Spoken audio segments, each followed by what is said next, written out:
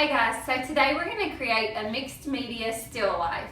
And in this project, we're going to be drawing forms, things like coffee mugs, bowls, pitchers. You can choose what you would like to create. And we'll be painting in with tints and shades. We'll also be creating a collage background.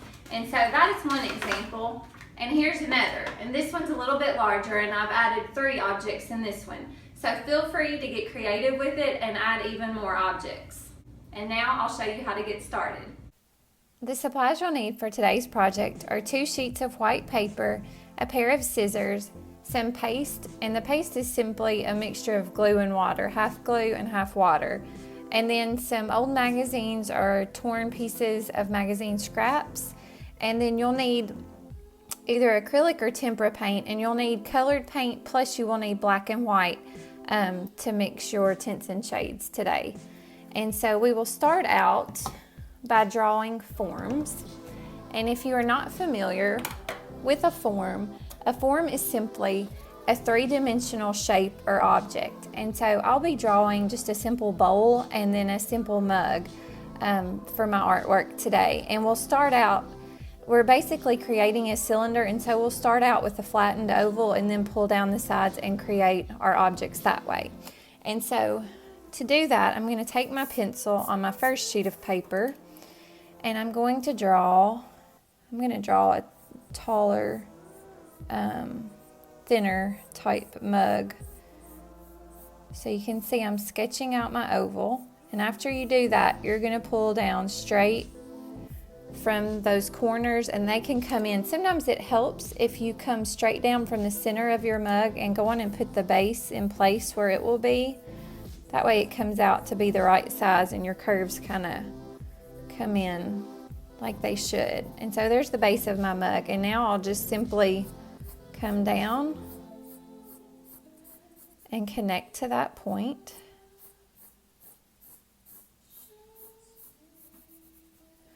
And then if you want to add like a handle to your cup or mug, you can.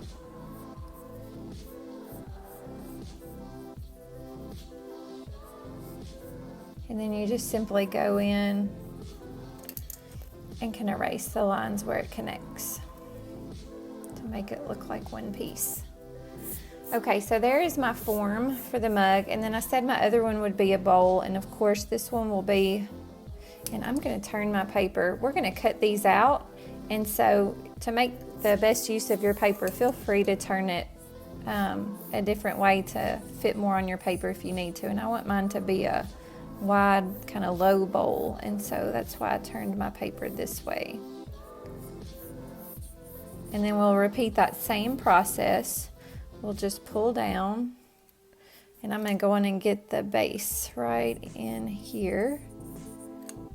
Make sure that looks centered, and then we're just going to curve in from that point to the line at the bottom, and now we have our bowl. Once you've drawn your forms, we're going to take a straight line down the center of each form, and if you need to use a ruler you can, but it's okay actually if it's not perfectly straight. But we're going to start out with a straight line. Then as you work your way out, it'll curve more and more as it gets toward the side, but we're dividing this into sections so that we can practice working on creating tints and shades with our paint, and we'll talk more about what tints and shades are in just a moment. And so now I'm having this line come down, and notice it's a little bit wider at the top and gets a little bit thinner at the bottom, just like the mug does. So I'm just kind of following the shape of the mug. And now this line just simply needs to be centered between these two. And then at this point, I'll just continue adding these sections.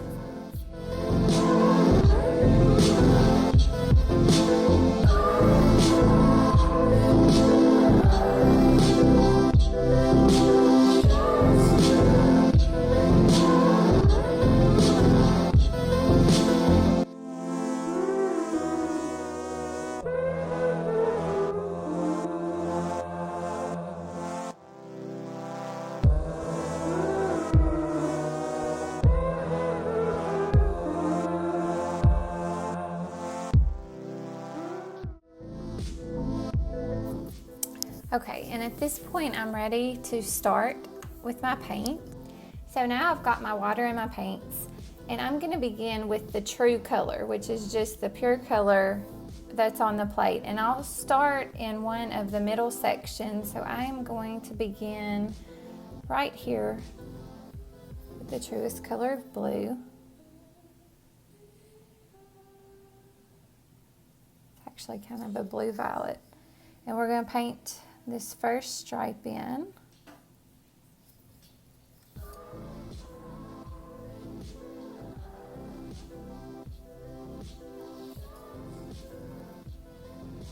And then you can decide which way you'd like to work, either to the right or the left. I'll have my light coming in from, I'll pick this side, so that means that as I work my way across, these will get lighter, and as I go this way, they will get darker. And so next what I would do is get some white on my brush.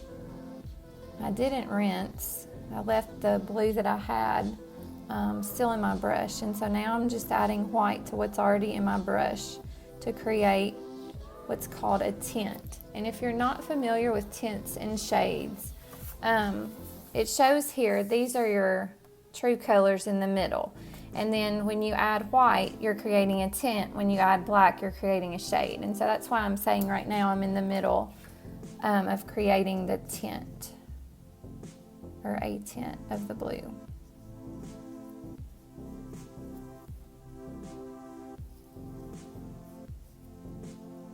And then it should progressively get lighter as we work away from our main color. So for the next one, I'm not even going to add any blue on my brush. I'm just getting more white.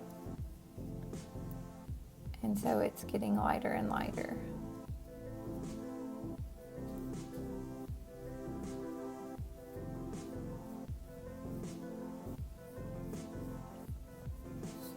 And then at this point, I would wash my brush out. And I'm going to go back and create shades on the other side. So I would start with some blue. And the thing is, when you're creating a shade, it does not take much black at all. Like, it took us a lot of white to get our tints, but it only takes a little bit of black to make it darker. So I just got a drop, and I can even get some of that black out of my brush by putting it in the next one. And then I'll add more blue. And I'll just get a little bit more black.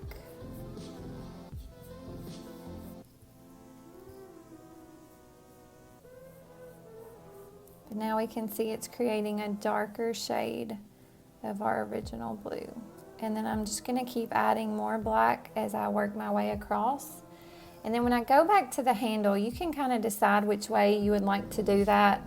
You could keep going and just have it get lighter, but usually there's a like shadow that catches down in here where the mug handle curves down. So I'm going to paint some dark and then go back to my light, just to kind of give it more of a realistic look. And so after I finish adding my tint or my shades, I'll do that. And then across the top of the mug, the way that we make it look extremely realistic and three-dimensional is we work in the opposite way that we did on the outside of the mug. So instead of the darks being over here like they are right here, this will be your lightest, your tints right here, your middle tones right here, and then your shades over here. So it will be the exact opposite and really create a round look, and you'll see that in just a minute. So now at this point, I'm just going to continue painting.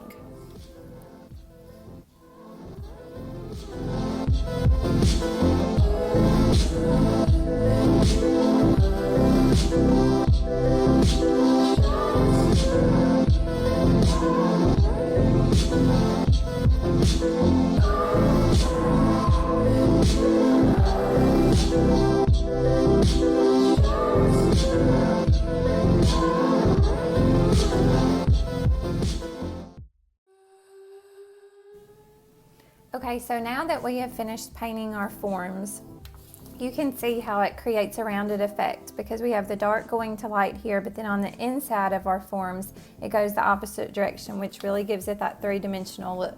So at this point, you'll take your scissors, and you could leave them to dry for a little bit, but the paint I used was pretty thin, and so I can basically go ahead and cut these out. And I'm going to start with the mug because sometimes we have a hard time cutting out those inside parts like inside of the handle, and so I'll show you a trick to make that go easier. And you can always like cut across your paper. If you don't need the edges, just get it out of your way. And also, if you'll notice, I wasn't really neat along the sides because it really doesn't matter, because we're cutting our objects out. We can trim and make it look nice this way, so we don't have to spend time making it perfect.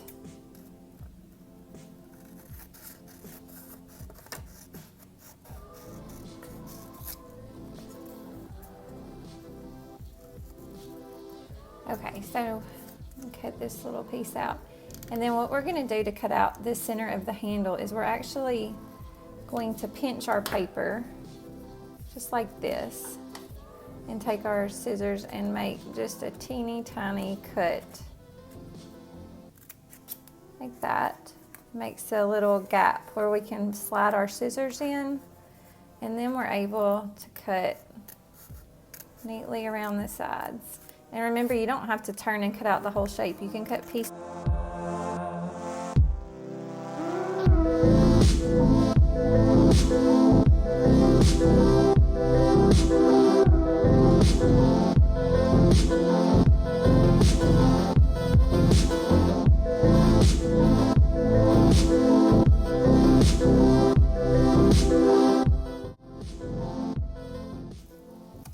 Okay, so I've created my two forms and I've cut them out and prepared them to go on my background. And for the background, we're going to be creating a collage. And a collage is simply art that's made from small pieces of paper being placed together to create a picture or work of art.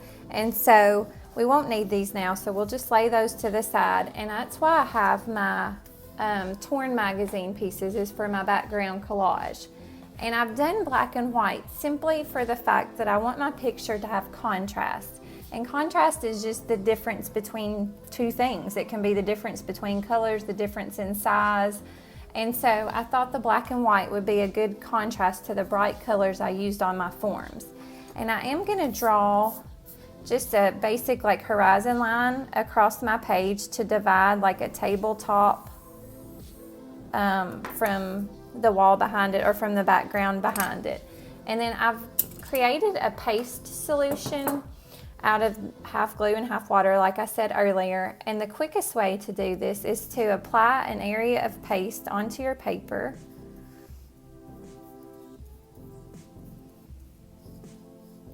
And then you can take your torn pieces or your cut pieces of magazine strips and place them onto the page. And it's kind of like working a puzzle. And I'm gonna kind of overlap a little bit with the white, but then I'll straighten up later when I come in with the black at the top. And you can cut your magazine pieces into like certain shapes, or you can just have torn pieces. You can even paste them in a way that creates a pattern, so just be creative with that part.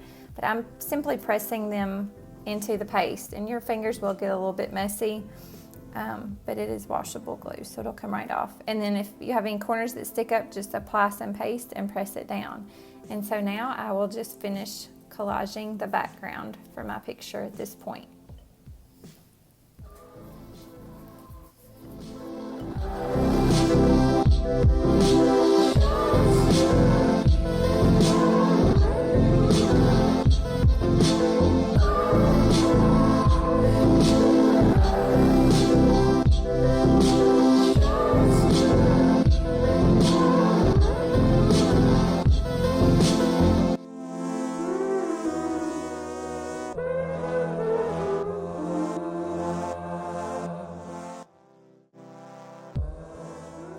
Okay, so now that I've finished the collage part, you can tell it's really messy at the edges, and the way that we'll take care of that is by flipping it over and simply cutting along the straight line of the paper to get our straight edge back.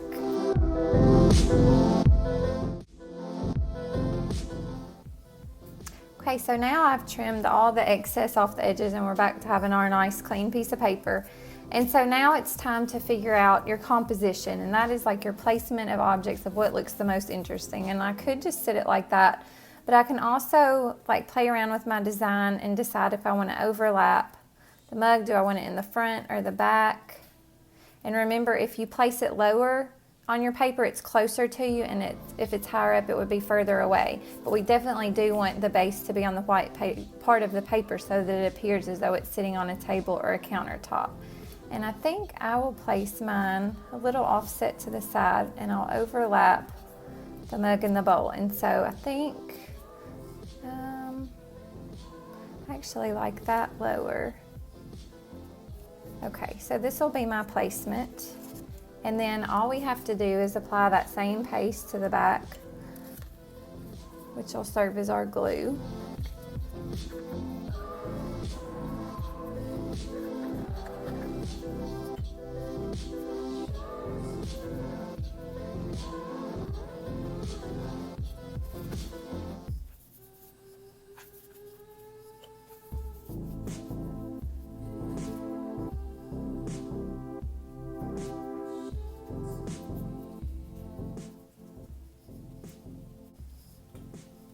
And so there's my finished product, and it will look better once it's had time to dry.